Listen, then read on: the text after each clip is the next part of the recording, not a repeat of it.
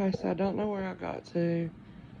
Ooh, right now, I'm feeling like, well, I'm feeling bad, but still feeling better than I have been. I'm feeling a little cold, clammy here. Hoping that fever's not coming because in about 4 hours, I will be 24 hours with a temperature under 100.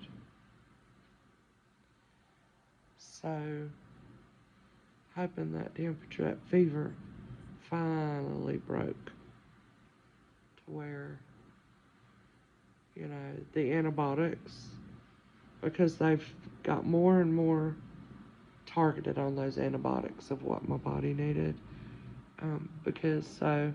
Yeah, I had a urinary tract infection that traveled to my kidneys, that did travel into my bloodstream. And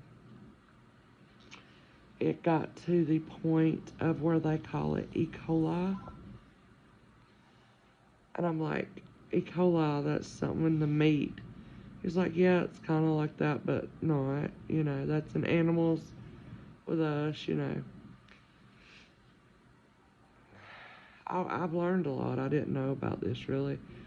And I was like, well, what is meningitis? Like, that's where it travels, the infection travels to the brain. But then I learned that, are the amazing human machines we are, that, must be out of IV or something, that there is a protective barrier around the brain, and it doesn't share the same blood that the rest of the body's getting. Is that not amazing? And that is to protect our brain from bacteria, infections, and stuff. But meningitis can cross over into that. But people still come back from meningitis, which is amazing. But, it's like he said, anytime you have an infection in your blood, it's serious. So I am so thankful everything got caught in time, or it could have been a whole lot worse. So they've changed I had uh, say, I had a bladder ultrasound, a kidney ultrasound, and a CT scan. That From that came what I told you I had. And so right now, they changed the antibiotic for the third time now to the one it needs to be, because they got the blood cultures back or whatever, so they can know which antibiotic's best. So I will have, I don't know how many rounds of that. And in the morning when he comes to see me, the doctor, if I'm still saying, because as soon as I saw him, I'm like, I'm feeling so much better. But at the same time, I'm feeling as weak as I've ever felt, and just like I've been run over by a Mack truck. But at the same time, I'm feeling a lot better than I was. So if that tells you anything. So in the morning, today's Thursday, tomorrow morning, if I tell him that, he said, now if all your blood work's still matching up with what you say of how you feel, then you can go home tomorrow, maybe. And he told me about, I have to take my antibiotics exactly all the way through, which I knew that. He said, now, if you take your last antibiotic and the next day you start feeling sick, you need to come back in. That means your infection is not completely treated.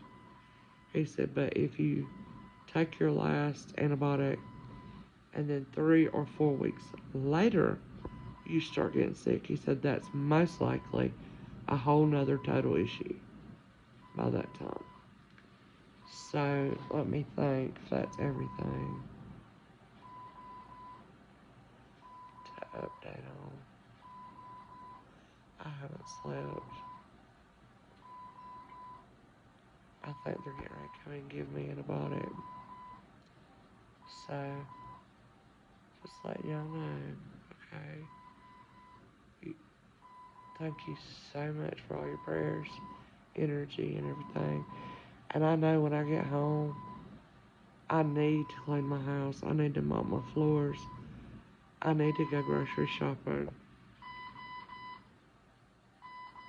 I need to work. I need to do so much. But the only thing I think I'm going to be able to do is to hold Zoe, lay in that recliner, and rest for, I don't know how long it'll take me. But this was serious, and I take it serious. And I'm going to make sure I get myself better. And I'm going to trust in God to care for me. Monetarily, physically, emotionally, every which way I need through that process. And in the next few days, I want to share something with y'all, maybe, of a big lesson I've learned while I'm in here, going through this. Sorry about anything unsightly, y'all. I am in the hospital and not in my good position, but I wanted to give the update. Tell everybody, okay? Alright, love y'all, darlings. Bye.